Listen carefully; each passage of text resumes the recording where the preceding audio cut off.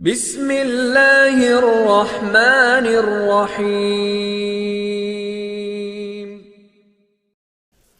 السلام علیکم ورحمۃ اللہ وبرکاتہ۔ الحمد للہ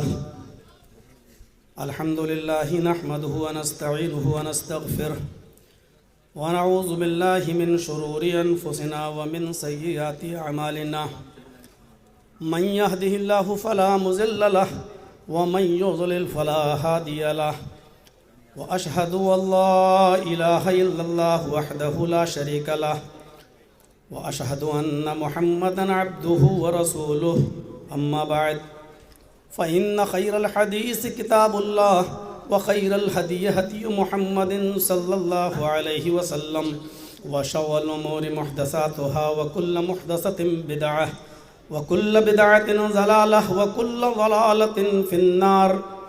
اعوذ باللہ من الشیطان الرجیم، بسم اللہ الرحمن الرحیم۔ یا ایہا الناس انا خلقناکم من ذکر وانثی وجعلناکم شعوبا وقبائل لتعارفوا ان اکرمکم عند اللہ اتقاکم۔ رب اشرح لی صدری ویسر لی امری واحلل عقدۃ من لسانی یفقہوا قولی۔ اس عظیم الشان کانفرنس کے عظیم صدر فضیلت الشیخ اصغر علی امام مہدی حفظہ اللہ، امیر مرکزی جمعیت اہل حدیث ہند، جن کی زیر نگرانی جمعیت نے الحمدللہ بہت ترقی کی ہے۔ کبھی بالکل بند ہو چکی تھی، رسالے تک بند ہو چکے تھے، ترجمان تک بند ہو چکا تھا، بلڈنگیں بہت خستہ حال تھیں۔ الحمدللہ اب کروڑوں روپے کا کام بھی ہو رہا ہے۔ ابھی ہم لوگ عاملہ کی میٹنگ میں گئے تو وہاں یہ چرچا چلا تھا کہ اس بلڈنگ کو تعمیر کرنے کے لیے بجٹ کا انتظام کیسے کیا جائے، اور پھر سب کے اوپر ذمہ داری سونپی گئی۔ اللہ رب العالمین ہماری جمعیت و جماعت کو حاسدین کے حسد سے محفوظ فرمائے۔ مرکزی جمعیت اہل حدیث امیر محترم کے بعد مشرقی یو پی کے امیر محترم جناب حافظ عتیق الرحمن صاحب اور ناظم فضیلت الشیخ شہاب الدین مدنی حفظہ اللہ، میں جب لکھنؤ میں آیا تو مجھے پتہ چلا کہ ایک دور تھا کہ لکھنؤ کے اندر جمعیت و جماعت کو کوئی پہچاننے والا نہیں تھا، اور جب میں نے 4-5 سال پہلے جب یہاں ہم نے اپنا قدم رکھے تب مجھے بتایا گیا کہ الحمدللہ اب مشرقی جمعیت اور ضلعی جمعیت کی قد و کاوش سے اتنا کام ہوا ہے کہ آج الحمدللہ 22 مسجدیں ہیں اطراف کے اندر اور لکھنؤ کے اندر جمعیت کی، اور تقریباً 1-2 مسجدوں کو چھوڑ کر میں ساری مسجدوں میں جمعے کے خطبے بھی دے چکا ہوں۔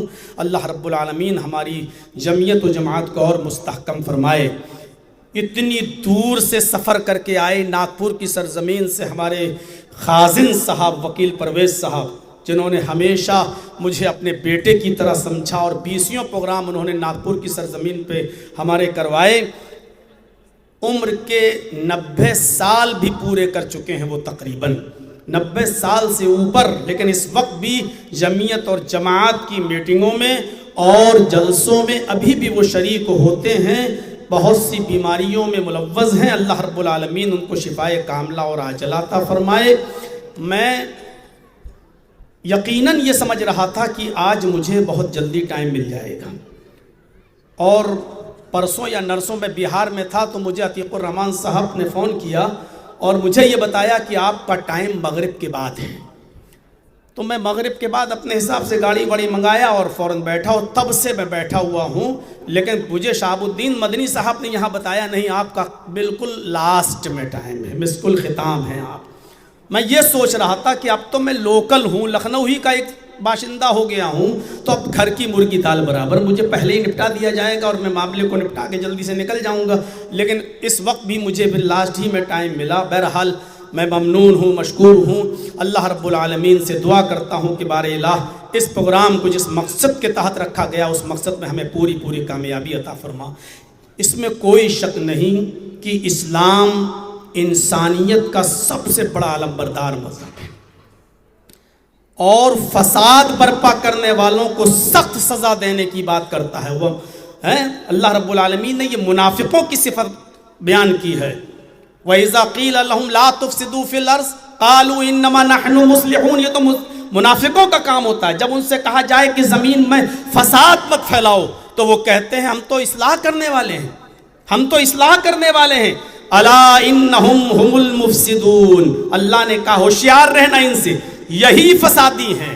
یہ اصلاح کا دعویٰ کرتے ہیں لیکن اصلاح کرتے نہیں ہیں, یہ فسادی ہیں. ان کو معلوم نہیں کہ کس طریقے سے فساد زمین پر برپا کرتے ہیں. میرے بھائیوں, قرآن کریم کی اس آیت کو سنیے. یا ایھا الناس انا خلقناکم من ذکر و انثی. اللہ رب العالمین نے فرمایا کہ آئے ساری دنیا کے انسانوں, ہم نے تم کو ایک مرد سے اور ایک عورت سے پیدا کیا ہے. اس کا مطلب آپ سمجھ رہے ہیں, ایک مرد اور ایک عورت سے پیدا کرنے کا مقصد یہ بتانا مطلب ہے کہ تم لوگوں میں انسانیت کے اعتبار سے کوئی فرق نہیں ہے, کوئی چھوٹا بڑا نہیں ہے, سب ایک باپ کی اولاد ہیں. لہٰذا آپس میں بھائی بھائی ہیں, کیونکہ تمہارا باپ ایک ہے اور تمہاری ماں ایک ہے. ہم نے تمہارے شعبے, تمہارے قبیلے, تمہاری برادریاں ہم نے بنائی ضرور ہیں, لیکن اس لیے نہیں کہ تم یہ کہو کہ ہم فلاں سے اوپر ہیں, فلاں سے اونچے ہیں, ہماری کاسٹ یہ ہے, ہم فلاں سے افضل ہیں. نہیں, ان اکرمکم عند اللہ اتقاکم. بڑا وہی ہے جو اللہ کی نظر میں سب سے زیادہ ڈرنے والا ہے, اللہ کا سب سے زیادہ خوف کھانے والا ہے. یہ انسانیت کی تعلیم سے بھری ہوئی آیت ہے جو ساری دنیا کے مسلمانوں کو آپس میں بھائی بھائی بتاتی ہے. اور انصاف کا تقاضا یہی ہے کہ اکثریت کو یہ چاہیے کہ اقلیت کا خیال رکھا جائے. خلفائے راشدین کے دور میں اقلیت کا ہمیشہ خیال رکھا گیا ہے. آپ کو ایک واقعے کی طرف لے کر چلنا چاہتا ہوں.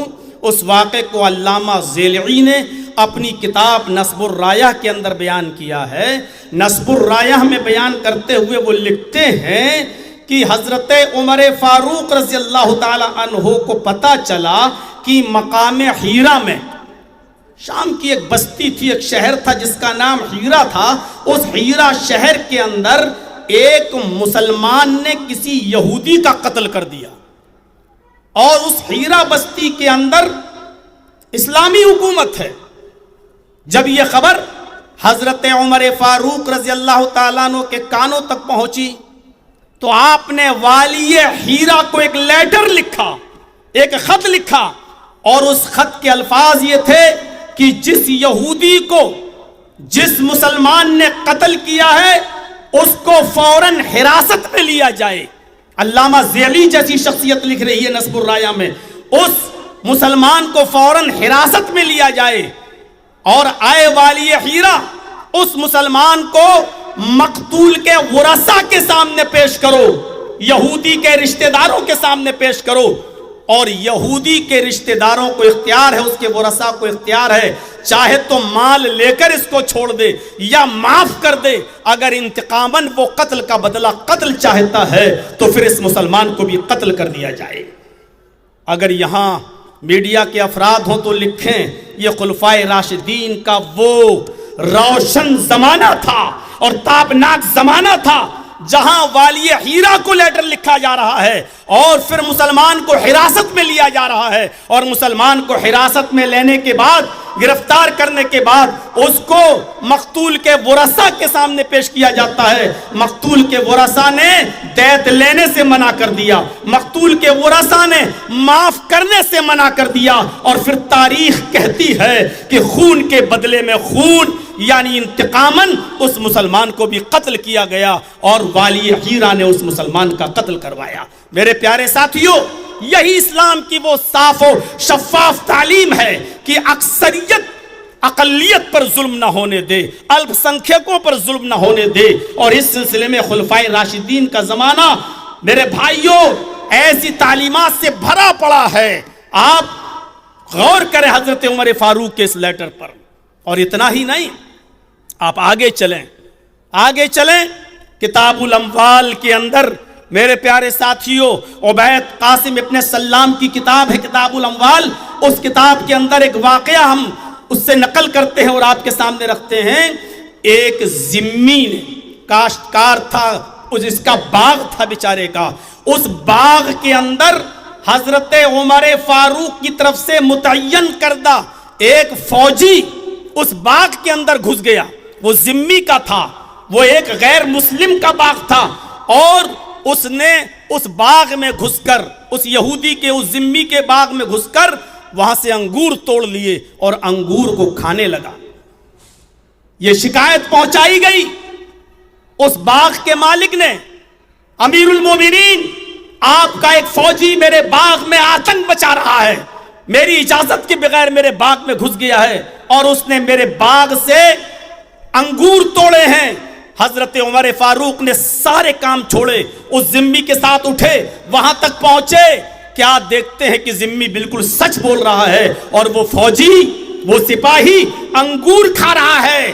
حضرت عمر فاروق نے اس فوجی سے پوچھا یہ کیا معاملہ ہے؟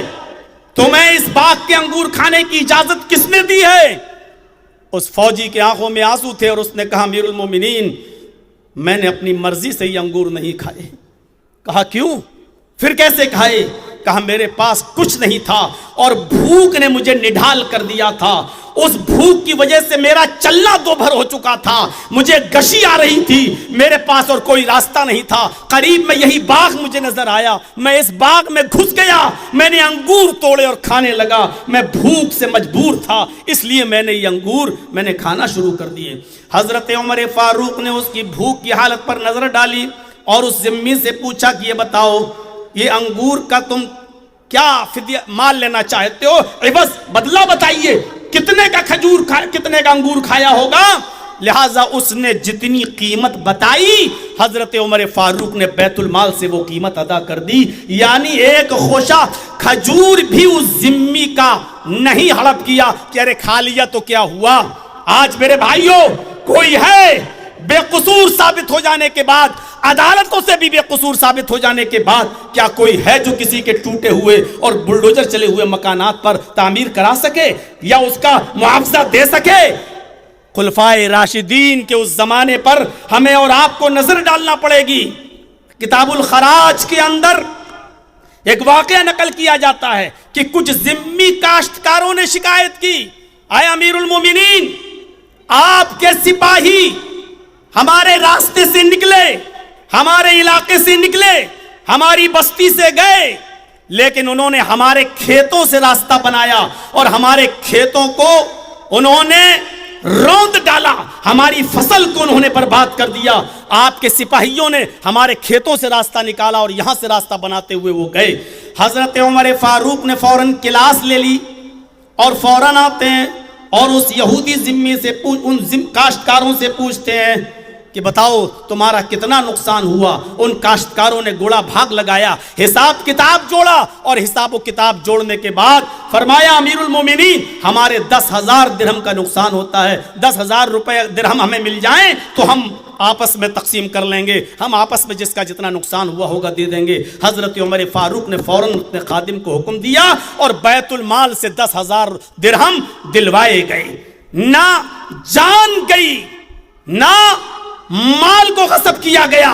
اگر مالی نقصان ہوا تو مال دیا گیا، رقم دی گئی، اور جانی نقصان ہوا تو جان کے بدلے میں جان دی گئی. میرے پیارے ساتھیوں حضرت علی کے زمانے میں بھی ایسا ہی واقعہ ایک پیش آیا. حضرت علی کے زمانے میں ایک مسلمان نے کافر کو قتل کر دیا. حضرت علی نے اس مسلمان کو گرفتار کروایا، اس کے مقتول کے ورثاء کے حوالے کیا، لیکن مقتول کے ورثاء کسی بھی قیمت پر نہ دیت لینے کے لیے تیار ہوئے نہ معاف کرنے کے لیے تیار ہوئے. پھر حضرت علی نے اس ذمی کا انتقام دلوایا، بدلہ دلوایا اور اس مسلمان کو قتل کروایا.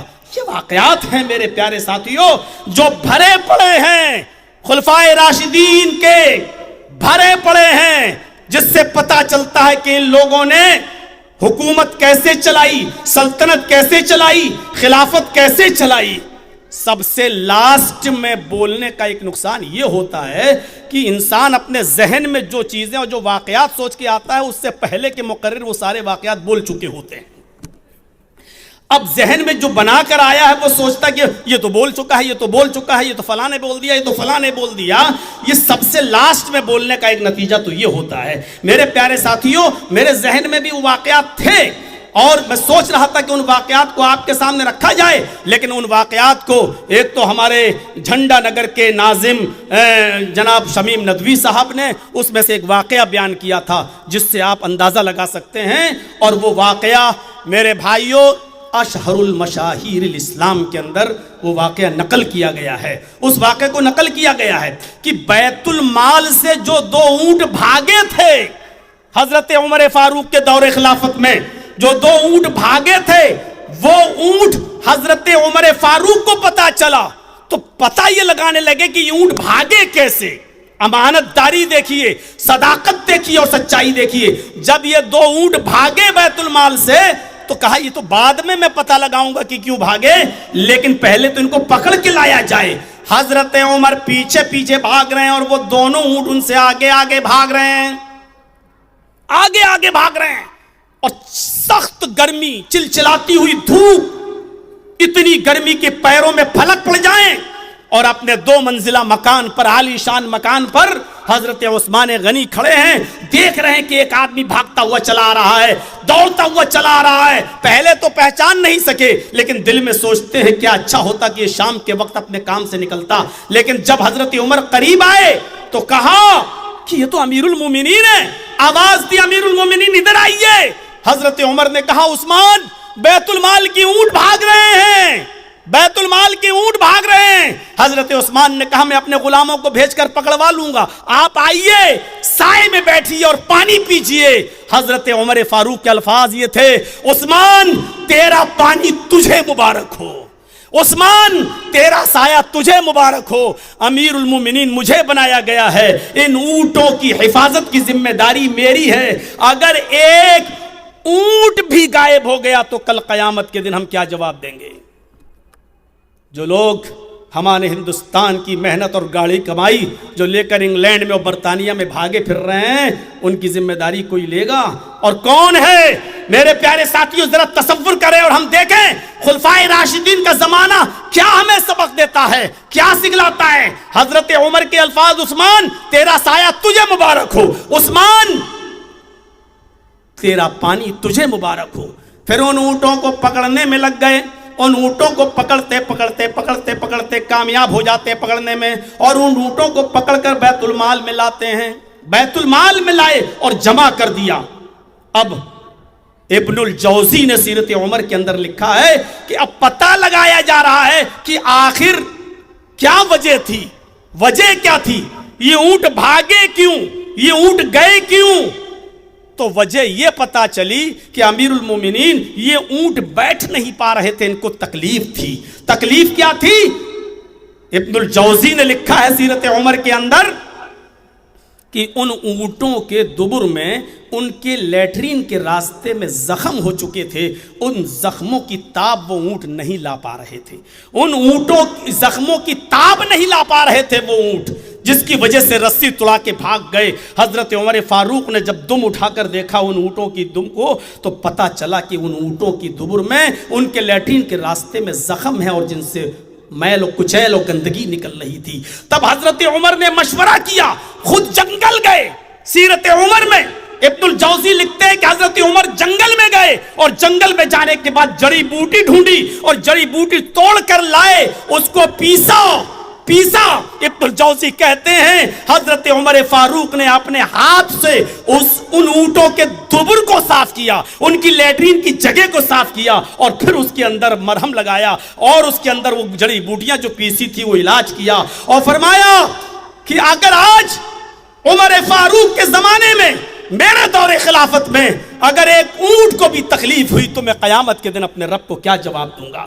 میرے پیارے ساتھیوں، اس واقعے کی روشنی میں آپ کو یہ بتانا چاہتا ہوں کہ جو 2 اونٹوں کو غائب نہ ہونے دیتا ہو، جن کی حفاظت کے لیے چلچلاتی ہوئی دھوپ میں نکلتا ہو، وہ شخص انسانیت کی حفاظت کے لیے کیا کرتا ہوگا؟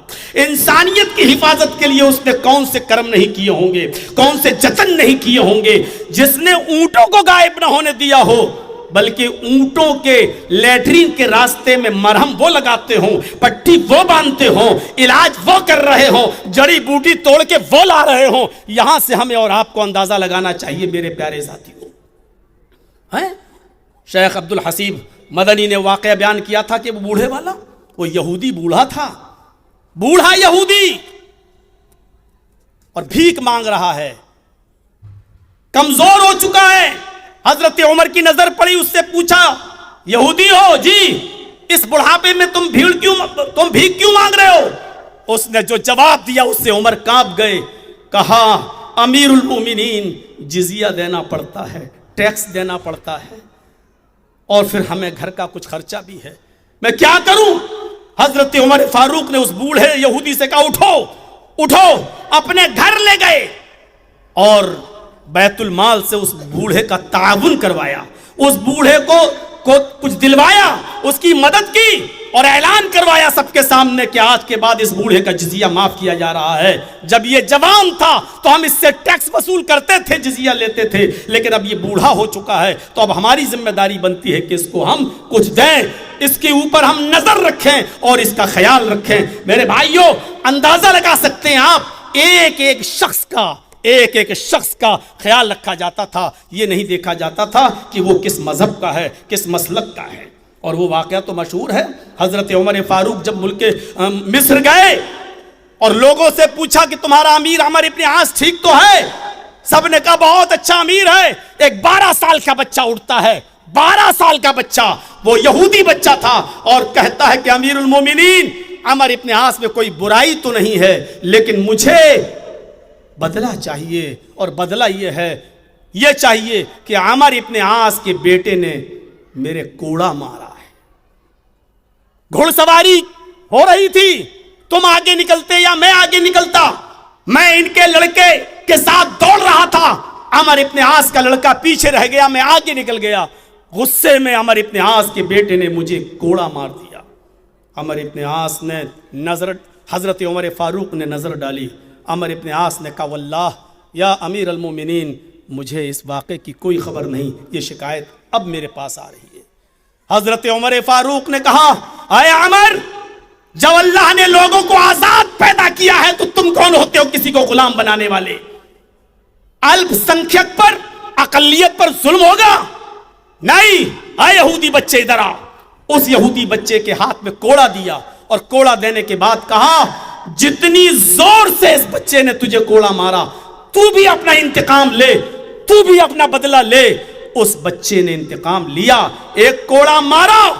لیکن علامہ احسان الہی ظہیر کی ایک تقریر میں میں نے سنا، میرے بھائیوں، انہوں نے کوڑا مارنے کے بعد حضرت عمر فاروق نے کہا اپنے خادم سے اے خادم، ایک تھپڑ عمرو ابن عاص کو بھی مارو۔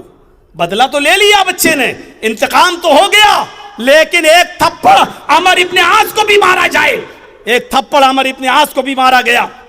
عمرو ابن عاص نے بعد میں پوچھا امیر المومنین میری غلطی کیا تھی؟ کہا تیری غلطی یہ تھی اے عمر کہ تو نے اپنے بچے کو صحیح تربیت نہیں دی تھی، تو نے اپنے بچے کو صحیح تعلیم نہیں دی تھی۔ اگر سچی تعلیم دی ہوتی اور صحیح تربیت دی ہوتی تو تیرا بچہ اس وہم و گمان میں نہیں ہوتا کہ میرا باپ تو گورنر ہے ملک مصر کا، اس لیے مجھے کوئی سزا نہیں دے گا۔ یہ گھمنڈ، یہ تکبر تیرے بیٹے کے دل میں تیرے روب و دبدبے کی وجہ سے، تیرے جاہ و حشمت کی وجہ سے آیا ہے، اس لیے اب یہ چاٹا، یہ تھپڑ تمہیں یاد رکھے گا اور اپنے بیٹے کو صحیح تربیت دو گے۔ میرے بھائیوں، یہ تھا الپ سنکھیک کے ساتھ عدل، یہ تھا الپ سنکھیک کے ساتھ انصاف، یہ تھا الپ سنکھیک کے ساتھ انصاف۔ حضرت عمر فاروق ایک یہودی جس نے شراب پی رکھی تھی، نشہ، اور نشے کی حالت میں اس کو پکڑا اور اس کو کوڑے لگانے لگے، اور جب اس کو کوڑے لگانے لگے میرے بھائیوں تو اس نے حضرت عمر فاروق کو گالیاں دینا شروع کر دی۔ اور گالیاں کیسی ہوتی ہیں میرے بھائیوں، اس کا اندازہ تو ہمیں اور آپ کو اچھی طریقے سے ہے۔ اس نے برا بھلا کہنا شروع کیا۔ حضرت عمر فاروق نے کوڑا روک دیا اور کہا اس کو جانے دو۔ لوگوں نے کہا امیر المومنین وہ گالیاں دے رہا اور آپ اس کو جانے دے رہے ہیں؟ جواب دیکھو، فرمایا سزا تو میں دے رہا تھا اس کو، اسلامی سزا، لیکن اس نے مجھے گالیاں تھیں تو گالی کی حالت میں مجھے اور غصہ آ گیا۔ اگر اس غصے میں اس کو ماروں گا تو یہ ذاتی بدلہ ہوگا، یہ اسلامی بدلہ نہیں ہوگا، اس لیے عمر کسی سے ذاتی بدلہ نہیں لیتا ہے۔ حضرت عمر فاروق نے اس یہودی کو کوڑے بھی نہیں مارے اور کہا اس کو جانے دو۔ میرے پیارے ساتھیوں، परमिशन सिर्फ 10 बजे तक की है। मुझे शहाबुद्दीन साहब ने कहा कि आप बोल सकते हैं 25-30 मिनट। बस एक वाक़े की तरफ मैं और, क्योंकि मैं नहीं चाहता हूं कि इतनी दूर बॉम्बे से जो शख्सियत चल के आई है, हम चाहते हैं कि उनको भी कुछ ना कुछ वक्त मिले जो अभी पहुंचे हैं। एक वाक़े की तरफ हम आपको और लेकर चलते हैं। इस वाक़े को भी अशहरुल मशाहीर इस्लाम के अंदर और इब्नुल जौज़ी ने सीरत उमर के अंदर इस वाक़े को नकल किया है। मेरे भाइयों, हजरत उमर फारूक के ज़माने में जब मिस्र को फतह किया गया और उस मिस्र के अंदर जब हजरत अमर इब्न आस को गवर्नर बनाकर भेजा, तो उस मिस्र की सरजमीन पर एक बहुत बड़ी बुराई पाई जाती थी। और बुराई ये पाई जाती थी कि मिस्र की आवाम, मिस्र के लोग, मिस्र के जिम्मी, मिस्र के यहूदी, मिस्र के जो लोग गैर मुस्लिम थे, उनके अंदर एक बुरी रस्म ये पाई जाती थी कि वो दरियाए नील के अंदर एक कुंवारी लड़की को भेंट चढ़ाते थे, उसकी बलि देते थे। और उनका अकीदा ये था कि जब तक ये नहर बलि न ले ले, एक कुंवारी लड़की की जान न ले ले, तब तक ये जारी नहीं होती थी। और उनके खेत में अनाज पैदा नहीं होता था, गल्ला पैदा नहीं होता था। हजरत अमर इब्न आस ने लोगों को रोका कि अब हम इस रस्म बद को अदा नहीं करने देंगे। लोगों ने कहा कि अगर आप रोक रहे हैं तो फिर बताइए, अगर हमारे अनाज पैदा नहीं होंगे तो क्या होगा? कहा ऐसा कुछ नहीं होगा, आप इस रस्म बद को छोड़िए। उस रस्म बद को मिस्र के लोगों ने छोड़ दिया। और आपको मालूम है, जब मिस्र के लोगों ने उस रस्म बद को छोड़ा तो उसी साल कहत पड़ गया, अनाज ही पैदा नहीं हुआ। अंदाजा लगा सकते हैं, शादी के बाद 10 साल बच्चा ना हो, कोई कह दे फला जगह चले जाओ तो हो जाएगा, और चला जाओ एकदम हो जाए, तो आदमी क्या कहेगा? सही है यार, वो आदमी सही कह रहा था। मिस्र के यहूदियों ने भी यही कहा, वहां की आवाम ने भी यही कहा, लो आए हमारे इब्ने आस, आपके कहने पर हमने छोड़ दिया और हमने कुंवारी लड़की की बलि नहीं दी, हमारा अनाज पैदा नहीं हुआ, गल्ला पैदा नहीं हुआ, हमें आपको टैक्स भी देना पड़ता है। अब हम टैक्स नहीं देंगे और जबरदस्ती अगर आप हमसे टैक्स वसूल करेंगे तो हम आपका इलाका छोड़कर जिला वतन हो जाएंगे, हम इलाका ही छोड़ देंगे। जब हमारी पैदावार ही नहीं हो रही, मामला गंभीर था। उनकी शिकायत किसी हद तक सही भी थी। हजरत अमर इब्न आस ने लेटर लिखा हजरत उमर फारूक को, कैसा ऐसा मामला यहाँ है? हजरत उमर फारूक ने कहा कि लड़की की जान तो नहीं जाने देंगे, लेकिन मामला सख्त है, तहफ़्फ़ुज़ इंसानियत देखिए। मर रही थी, मरे, यहूदी की तो लड़की है, गैरों की तो लड़की, हमें क्या मतलब? नहीं, हम ये रस्म बद नहीं होने देंगे। हजरत उमर फारूक ने एक लेटर लिखा उस दरियाए नील के नाम, और उस लेटर को भिजवाया। अमर इब्न आस ने उस लेटर को दरियाए नील में छोड़ा, जिस लेटर में ये लिखा हुआ था, इन कुंत तजरी मिन क़ब्लिक फला तजरी बादहू। आए दरियाए नील, अगर तू अपनी मर्जी से बहती है तो तेरे पानी की कोई जरूरत नहीं, आज के बाद तू बिल्कुल जारी मत होना। आए दरियाए नील, अगर तू अपनी मर्जी से बहती है तो तेरे पानी की कोई जरूरत नहीं, सूखी रहना, हमेशा खुश्क रहना, तेरे पानी की कोई जरूरत नहीं है। वइन कान अल्लाहुल वाहिदुल क़हार हुवल्लज़ी युजरीक, और अगर वो अल्लाह जो क़हार है और वाहिद है, उसके हुक्म से तू जारी होती है, उसके हुक्म से तू बहती है, फनसअलुल्लाह तआला युजरीक, तो मैं अल्लाह ताला से दुआ करता हूं कि वो तुझे जारी कर दे, वो तुझे जारी कर दे। ये खत जैसे ही दरियाए नील में पड़ता है, दरियाए नील पे ऐसा पानी आता है, ऐसा पानी आता है। इब्नुल जौज़ी ने सीरत उमर के अंदर और अशहरुल मशाहीर इस्लाम के मुसन्निफ ने अपनी किताब के अंदर नकल किया है कि जरूरत से ज्यादा पानी आ गया और पानी अपनी लेवल से 16 गज ऊपर पहुंच गया। यानी अभी पानी नहीं था, अब पानी 16 गज ऊपर पहुंच गया। हजरत उमर फारूक और अमर इब्न आस को यह दुआ करना पड़ी कि अल्लाह, हमने रहमत की बारिश मांगी थी, जहमत की नहीं। अय अल्लाह, तू रहमत की बारिश फरमा और इसको जहमत ना बना। मेरे भाइयों, हजरत उमर को यह तो गवारा था कि कोई जिजिया न दे, यह तो गवारा था कि लोग छोड़ के चले जाएं, लेकिन यह गवारा नहीं था कि एक मासूम और कुंवारी فلاں لڑکی کی بلی چڑھے. اس طریقے سے تحفظ انسانیت کا خیال رکھا جاتا تھا, اس طریقے سے انسانوں کا خیال رکھا جاتا تھا, ان کی جان اور مال کی حفاظت ہوا کرتی تھی. اور یہی زندگی ہے میرے پیارے ساتھیوں کہ ہم اقلیت کا خیال رکھیں اور اقلیت پر ظلم نہ ہونے دیں. اقلیت کی پوری ذمہ داری عائد ہوتی ہے میرے بھائیوں اس جگہ کے حاکم کی, اس جگہ کی سرکار کی. تو اقلیتوں پر ظلم نہیں ہونا چاہیے میرے پیارے ساتھیوں. حضرت عمر ابن عبدالعزیز کو بھی خلفائے راشدین میں شامل کیا جاتا ہے.